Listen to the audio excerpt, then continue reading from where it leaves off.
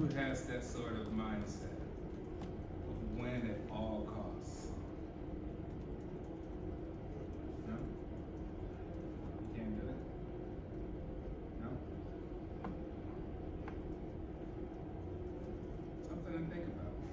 I'm telling you, the highest levels, you kind of have to adapt this sort of mindset, right? It's the way you view things. Because think of this, what he said is really important. The illusion of value is real.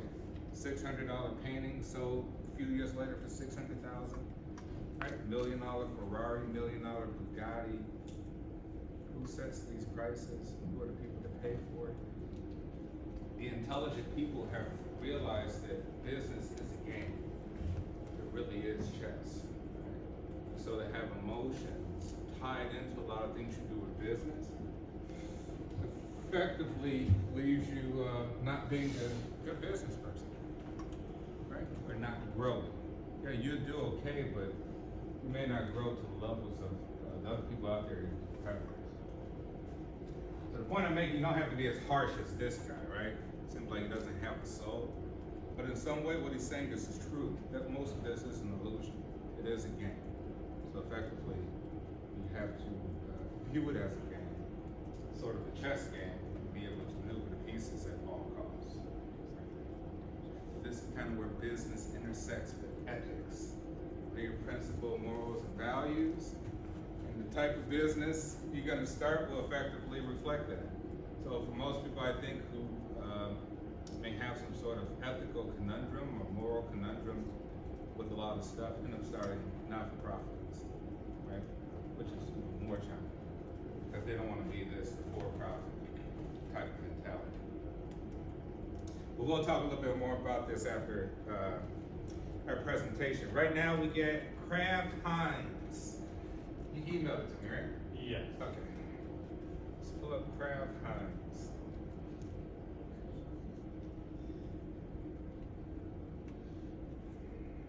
There's a famous Kraft that owns a football team. Who is it? Robert Kraft.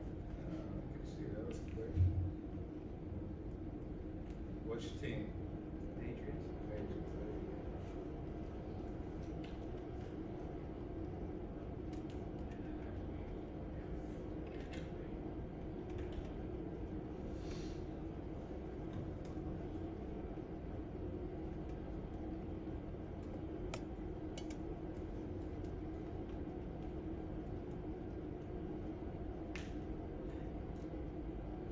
What day did you send it? It was a couple days ago. A couple days ago? You want to send it again? Yeah, send it again. I have to go through all these emails to try to find it.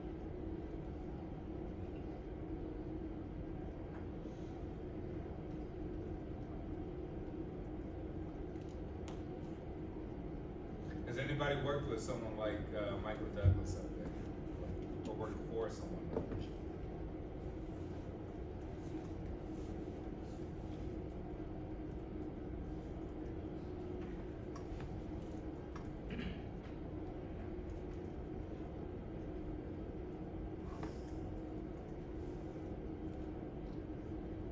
Let me know if you got it.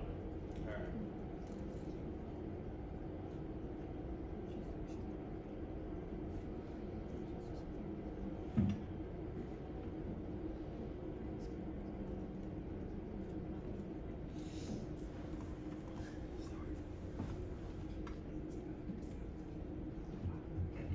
Yeah, I got it.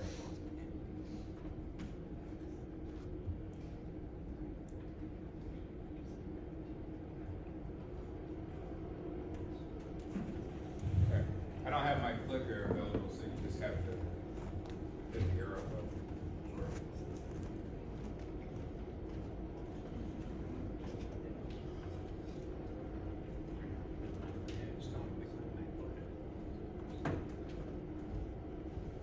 So today we're going to be doing our case presentation on Kraft Heinz. So their mission statement is, with dedication and passion, we provide consumers and their families with products they know and love and trust. Quite simply, we help feed the world, and we do it deliciously. Their vision is to sustainably grow by delighting more consumers globally. From this vision statement, we can truly tell their long-term goals to sustainably grow, and to reach their customers around the world. So Kraft Heinz is in the food and beverage industry. As for their financial performance in 2022, their net sales were $26,485 million. Net income was $2,368 million. Their income also saw a 131.3% increase. This increase was due to the fact that in 21 and even 20, there were a lot of lockdowns or gatherings weren't happening, restaurants weren't really working that much. In 22, as things started back up, the demand for their products increased significantly. Lastly, their earnings per share for the 2022 was $1.93. So 3G Capital is a global investment firm, a private partnership built on owner-operator approach to investing over a long-term horizon. They were founded in 2004. They have acquired companies like Burger King, Tim Hortons, and Popeyes. They have a significant focus on the food and the beverage industry. Berkshire Hathaway and 3G Capital bought Heinz in 2013, and the merger between Kraft and Heinz took place in 2015. So their role in the brand business strategy was to add a cost reduction element to it. They're known for being aggressive in running businesses on a very lean basis, maximizing margins and cash flow. They implemented zero-based budgeting strategy at Kraft Heinz. So this required management to create all new budgets from justifying costs from scratch, and you weren't allowed to use previous year's budgets to create a new budget. Furthermore, their overall goal in this strategy was to add a cost reduction, as I said before, and help Kraft Heinz achieve market power. Kraft Heinz also uses a global and multi-domestic strategy. So under a global strategy, the brand will expand around the world using their brand name, and most of their products and marketing techniques will remain the same across all regions. Under a multi-domestic strategy, the firm will use local brands for each region or country, and those brands be unique in the products they offer and their marketing techniques. So based on the research that I've conducted, they use, as I said before, a global strategy. A majority of their products are sold around the world, are actually sold under their brand's name. Furthermore, these products are also extremely similar in various aspects around the world. As we can see for this example, their ketchup, it's all being sold under their brand's name, and even the labeling and bottle shape are extremely similar. Lastly, they use a multi-domestic strategy in countries where they have a more extensive customer base. These brands are also unique in the products they offer, and they might even be products that most people won't even associate Kraft Heinz with. Some examples are Golden Circle in Australia, which is a juice brand, Aperton in Italy, a bakery brand, Nipio in Italy, which is a baby food brand, and Ore-Ida in Japan, which is a French fries brand. So I'm here to talk about their international entry and really how they made an international presence in the first place. Now, Kraft Heinz, as we said before, was originally two separate companies. There was Kraft, which was by itself, which we all know, like Kraft mac and cheese, Kraft cheese, whatever. But Kraft was also a part, had big name brands like A1, Velveeta cheese, Mio, Lunchables, and even Planters. Whereas Heinz, as we all know, Heinz ketchup, they were dealt mainly in condiments. They primarily sold their product of ketchup, but they also sold other condiments like mayonnaise and mustard and whatnot. However, as Paul mentioned, in 2015 they actually had a merger, which would essentially shape the form of their international brand presence. In 2015, both of these two American companies merged together to essentially enter the international market together. Now, it is worth noting also that Heinz already had an international presence.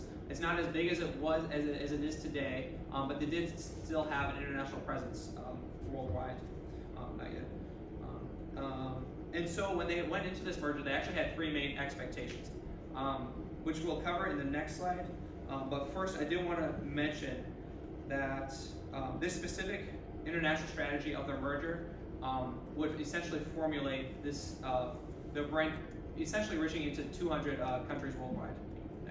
They had 3 major expected returns, as you could imagine. The main one was lowered costs worldwide for them, as well as higher returns and a larger market share.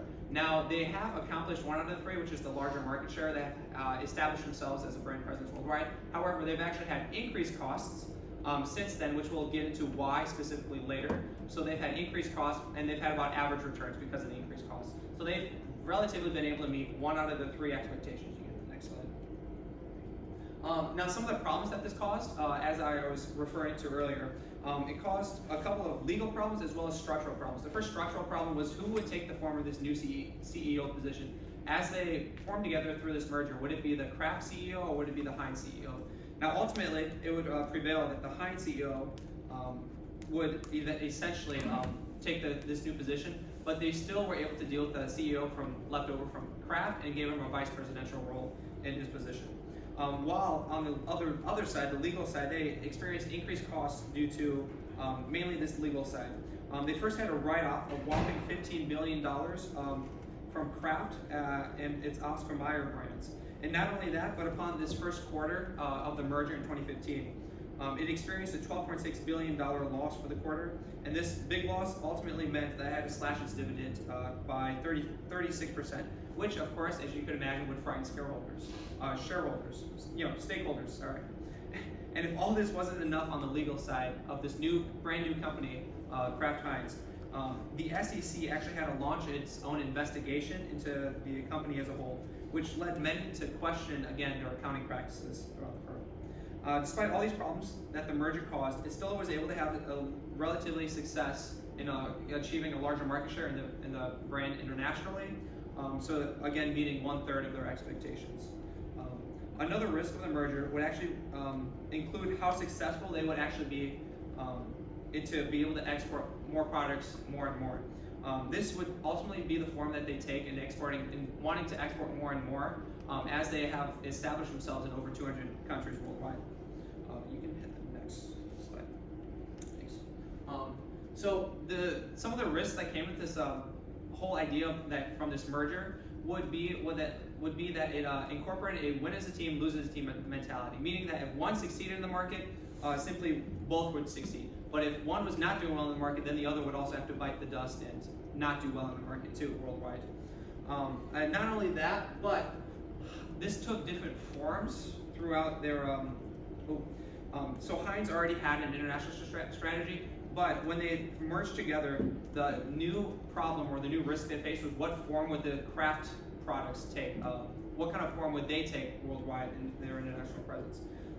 And another problem that they've actually been facing recently, due primarily to the pandemic, and now that we're coming back to it, is that the consumer preference has actually changed since it has from 2015 to now. And the main reason for that would be the pandemic. You know, as people were locked up in their homes, they started switching more towards healthier products, as they were not being as active as they were during the pandemic.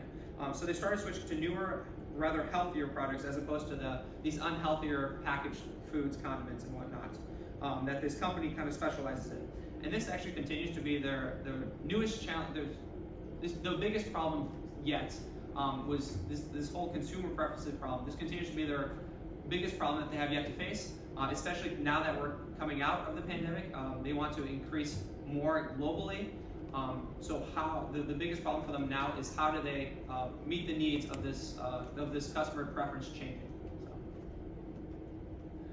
Some of the 4 big takeaways that we have from this specifically was that using the multiple strategies correctly is a great way to not only it's a great way to get above average returns, as we talk about so much in this class.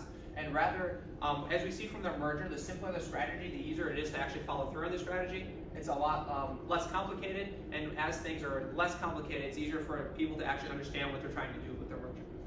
And lastly, it is vitally important to follow all legal rules. As we can tell from the Kraft Heinz example, they had a significant loss of money because they just weren't following necessarily all the legal rules, and they had to pay off a bunch of Oscar Mayer leftover from their brands. So, and then just our references at the end. Good job. Questions? have a question. So what was the original thought process for merging these two businesses? Was it just to gain market share or the suppliers, distributors? For Kraft, mainly it was for Kraft. This was their entry into the international market. As I mentioned, Heinz did already have an international presence. Now it wasn't as big as it is today in over 200 countries, but this was Kraft's main way. And Heinz went into the merger because they were seeing less than average returns, necessarily locally per se. So like here in America, they were seeing less and less. So as they both weren't doing well, Kraft needed an international presence, whereas Heinz needed more presence locally here in America, so it just kind of complemented the two. And then furthermore, also 3G Capital, their focus was food and beverage industry, so this kind of went hand in hand with their goals. Okay, and so 3G Capital is an offshoot, like a firm that's Yes. subsidiary of. All various companies in the food and beverage industry. Okay. All right, excellent. Any other questions? All right, thanks, Greg. Thanks, Chris. Sure. Excellent. What are some of the ways you've observed just shopping for ketchup and other Kraft and Heinz products? Have you seen them try to capture this healthy eating craze? What are some things you observed? Yeah. I remember hearing about this. I think most of you guys heard about it too. Like years ago, 1 or 2 years ago, Kraft mac and cheese. They announced that they changed the recipe to make it healthier, and no one noticed. Like that was their whole marketing thing. Like no one noticed that the recipe was changed to be healthier. Yeah. The hard part about something is once something's embedded in your mind for a product, and then you try to do something different, and people don't really hold on to the new thought. You know, we already have an impression of ketchup. So if that ketchup tastes different than what we originally used to, we're probably not going to buy it anymore, right? One of the things I observed about Heinz ketchup is when the health craze is coming out, they just changed some of the bottles to green, right? Like, oh, what happened to the red bottle? Now they got a green one, right? Like, a lot of times they didn't really change the formula to really make it healthy at all. It's just like, hey, people will perceive this to be a more healthy item. It's a change in color, some psychological implications. All right, mergers and acquisitions. I'm gonna wrap this up. I'm gonna try to get all your grades in by next Wednesday. Well, I will have them all in by next Wednesday so that we're set for spring break in the midterm. And yeah, so we got 1 more week. Great. Anyone going anywhere besides people in my other class over here? Any trips?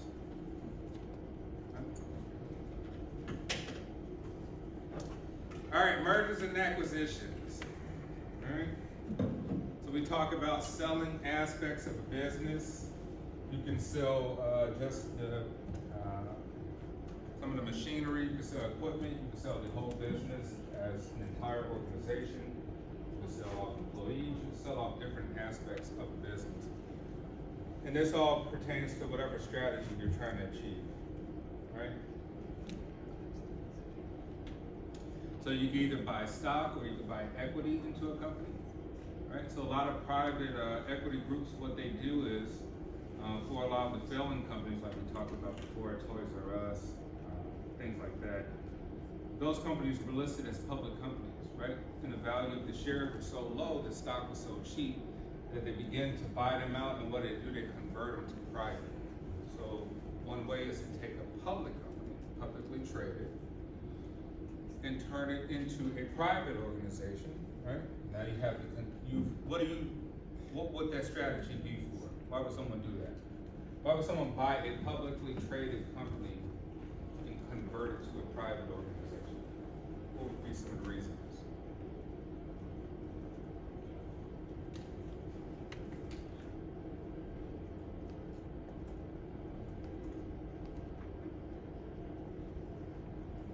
What would be some reasons to buy a publicly traded company on the cheap, convert it to private, take it off, no longer publicly traded, make it a private thing?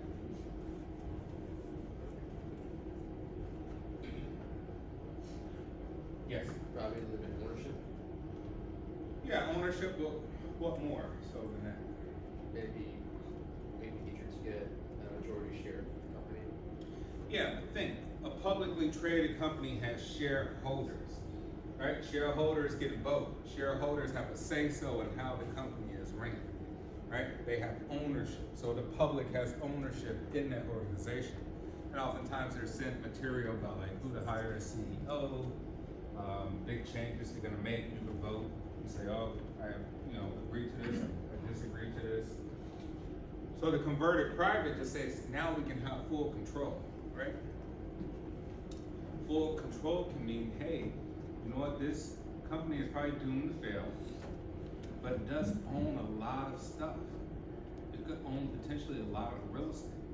You said we could sell off this real estate individually or as a package, as a loan package, and make a ton of money, right? We could sell off a ton of machinery.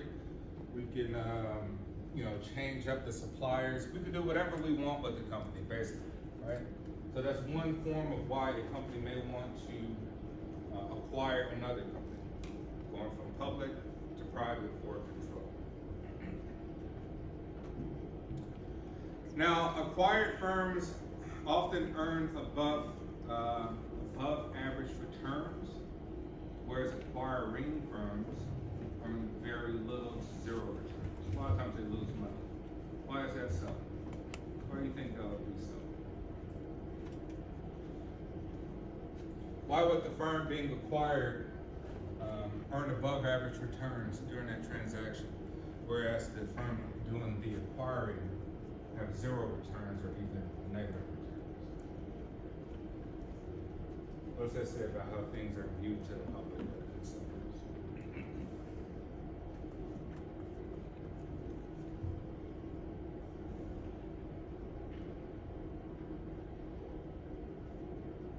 Any guesses?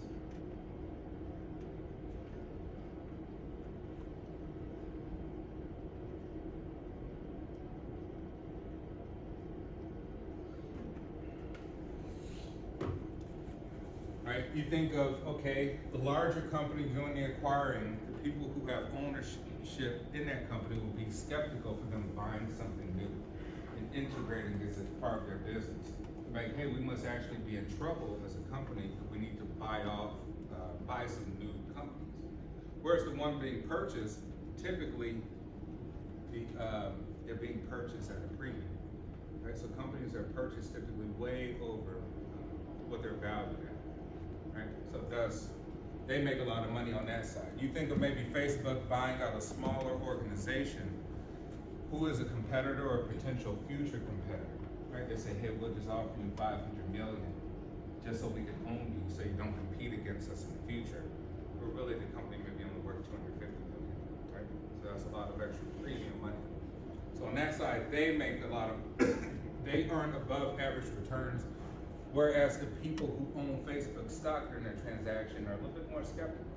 Like, what's going on with Facebook to spend all this money for these guys? Because we don't know if they've proven themselves yet, right? In which case, some people may start selling their stock and the stock may go down. And so people, less average returns, basically. Now, one of the other reasons why a firm may acquire another firm is for market power, right? Market power is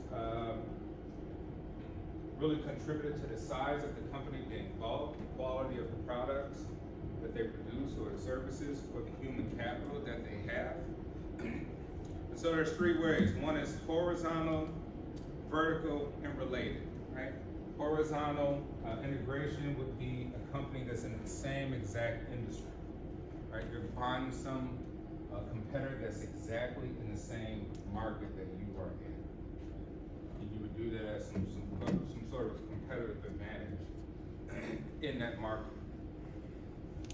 The other one would be for vertical, which being buying suppliers and distributors. So you can say, hey, we are supplied by X company, we get distribution from Y company. Now we have enough money that we can actually buy them out so that we can lower the cost or integrate that cost for the products that we actually sell or the services that we create. right? And the third would be related industries, right? You're just trying to synergize an industry. You're trying to synergize a company because you think they have something similar or like the products or services that you sell, right? And you're actually just in the hopes that it'll work out, right? So say related is a little bit more risky than that. Now, some attributes of a successful acquisition, right? Acquired firms has assets or resources that are complementary to the firm's core business. And some of the results from that are a high probability of synergy and competitive advantage by maintaining strengths, right? Another one is faster, more effective integration and possibly lower premiums, right? This is only if the acquisition is friendly. And the third is acquiring firm conducts effective due diligence and to select target firms and evaluate the target firm's health, financial health, cultural health, and human resources. And the results of that is firms with strongest complementaries are acquired and overpayment is avoided. Once again, it's either if you bought it at a good price or not, right? A lot of times you're buying it at a premium, but you've overpaid for it in the hopes that it works. So as we've kind of seen with Kraft and Heinz, we're not too sure if it's really gonna work out long term, right? This merger, because Kraft is doing well domestically here in the United States, but obviously they want to enter the international market. Heinz already hit the international market, but they're not really good here in the domestic market as well. And so they're integrating because they say, hey, we're related, right? Either we're in the same exact market or we have related products that maybe can anchor one another. But I think still it's yet to be seen how their relationship will fare.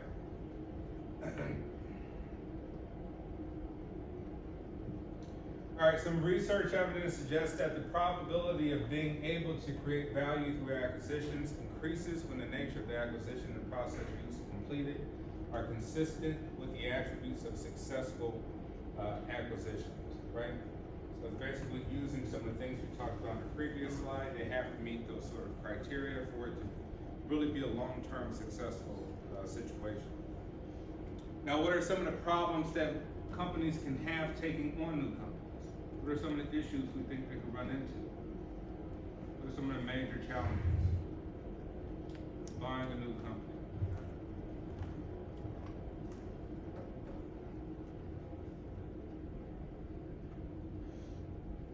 Purchasing a new company. What are some of the issues that you could run into?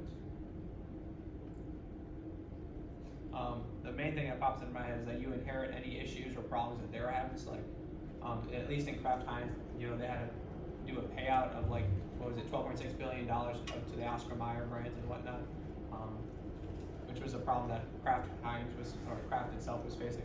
And then the other main problem I saw, or that I feel like you get is like on the legal side too.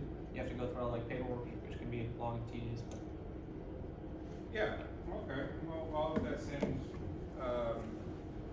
like it would be some major hurdles, right? What else? Think of you confuse people, right? Customers have a loyalty base, like they're loyal to a certain brand. Now that you've integrated, say with Sprint and T-Mobile, and now you say, hey, Sprint used to have this type of plan and this type of customer service. You integrate or bring over T-Mobile's infrastructure and people and plans, and now your plan goes up, the customer service is different, everything is different. You're probably gonna lose a ton of Sprint customers. Like, man, I used to really like Sprint, but now they become part of T-Mobile. It really changed, right? It's not the same anymore. Therefore, you may go end up going to Verizon or AT&T, right? All of this from a merger.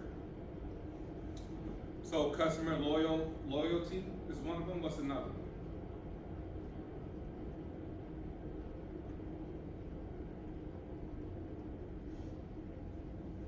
Right, think of all the things that a potential company could have gone wrong. They got a ton of debt, right? On a lawsuit, ton of debt already. Now you're taking on the debt just because you think that that company will do well, providing more for your customers. Now we've taken on debt.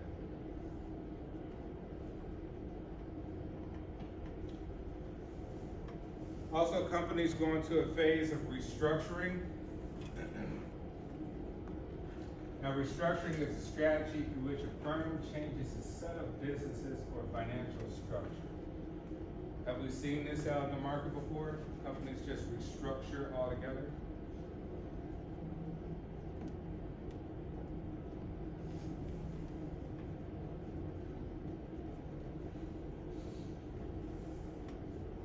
Right? We had three types: downsizing, downscoping, leveraged buyouts.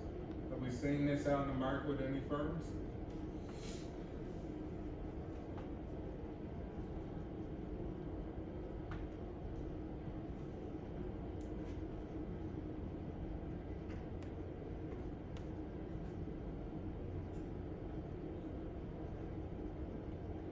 Or just any industry in general, where we see companies restructure.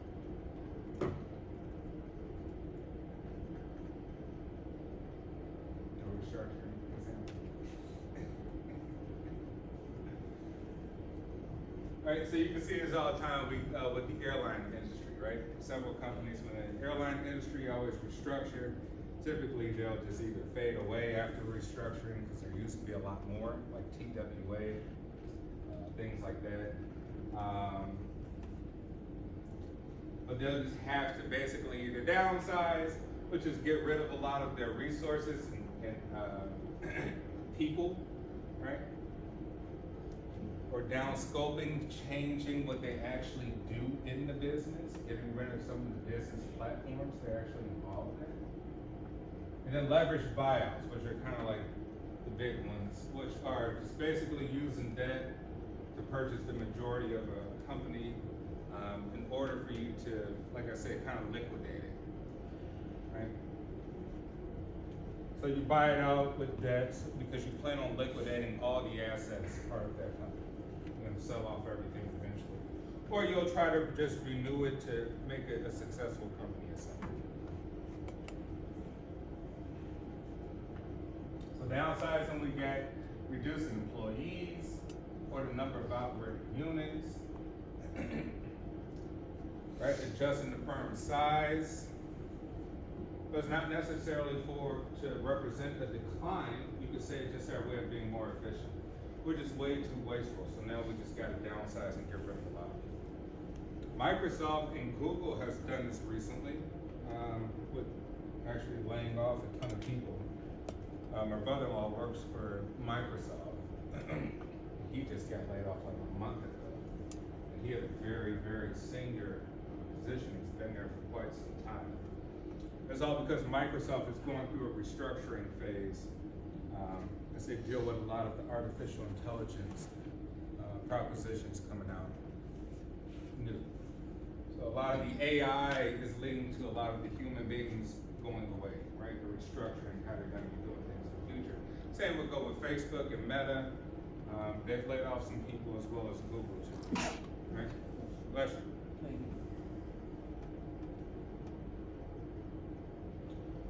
All right, whereas we talked about downscoping refers to divestiture and spinoff or some other means to eliminate businesses that are unrelated to a firm's core business, right? It has a more positive effect on the firm's performance than it does downsizing. It causes firms to refocus on their core business and is often used in downsizing simultaneously.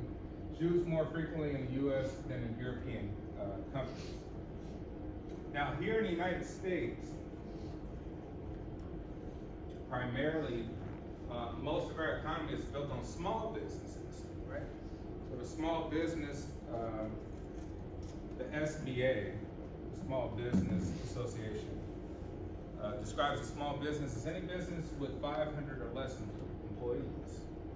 Actually, like this one, it's actually small as 500 or less. And it really kind of depends on the industry that you're in. Because sometimes in construction industries, they have a different sort of definition of what a small would be. Maybe it could be amount of annual capital that you have, revenues, earnings, all sorts of things. But just on average, it's about 500 businesses or less.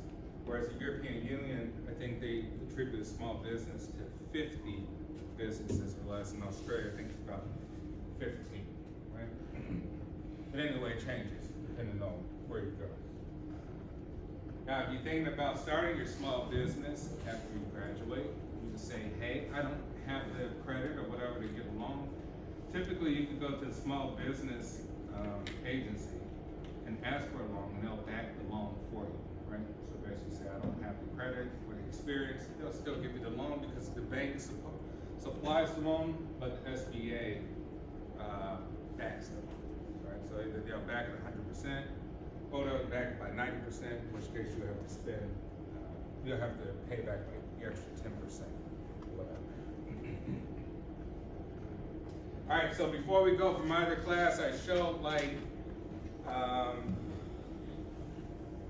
some ways we could think about some different things, right? So if we want to acquire some businesses. So a lot of us think of from scratch. But in my other class, I showed the cost of, what I thought was interesting, just the cost of some franchises. So we can look at this real quick.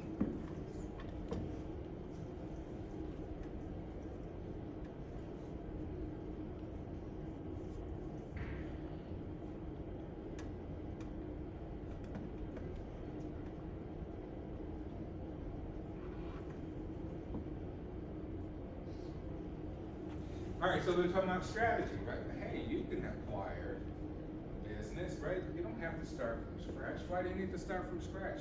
Starting a business from scratch is a lot of work. You gotta hire people, get the loan, the idea, the legal stuff, the building. Why do all that, right? You can't just have one strategy in life, right? You gotta have, like, hey, if this doesn't work, you got a secondary strategy, right? So we estimated in my other class for the cost of half of a year Concordia can bought the Subway franchise. Right, we said maybe Concordia, what we estimate, Christian, like 30 grand a year or something like that. 4,000 a year. All right, anyway, right? So the point is, personal life is part of the strategy. How do you think? Are you being the shark about this stuff, or are you going to be some prey? Are you going to be a predator? Or are you going to be a prey? 15 grand for a Subway. Right? 12 and a half for a Krispy Kreme donut. Pizza Hut costs 25 grand. Right? So think about the education here with what, 140,000, we say maybe in total or something like that. 140,000, maybe you could bought you about 8 or 9 Subways. Ben and Jerry's 37, Wendy's 40, Taco Bell 45, McDonald's 45. So that could have been 3 McDonald's. Right, but this is not to just say like, hey, don't go to school or anything like this, but just think of like, you don't have to start a new business. You literally can purchase an existing business that's already up and running. You don't have to be a franchise neither, but there's a ton of businesses that are failing.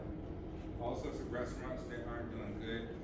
There's actually a bunch of forums you could go on to see companies that are being put up on auction, right? So you could buy companies on the cheap at auction. You know, there's a bunch of networks where people get together to, you know, estimate what they're going to sell their businesses for besides auction. So just something to consider as you leave and graduate in May to be like, hey, what am I going to do with my money in the future? Maybe I can start my own business. Maybe I own a couple of franchises too. Or maybe I'm just going to go out and merge and acquire or take over some other businesses that already pre-exist. Right? Any questions? Anybody interested in buying a franchise?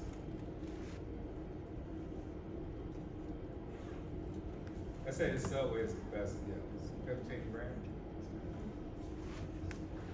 Anybody here know anybody from a franchise?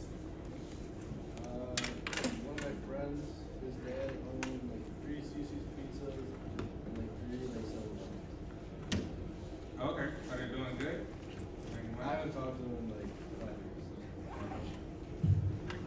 Gas stations are up, right? Gas stations you can get for not that much money, right? In which case, you know, you go somewhere, you always see gas stations owned by foreigners. You know what I mean? It's a good, easy business to get into. Unfortunately, gas stations don't make money on the gas. They make it mostly on market, right? Little products on the inside of the gas station, so you gotta add a bunch of convenient things like a car wash and some other things. But there's some other options to consider as you move on. All right, I'll let you go and I'll see you on Monday and I'll begin the grading over the weekend. Have a good weekend. You too. Take care.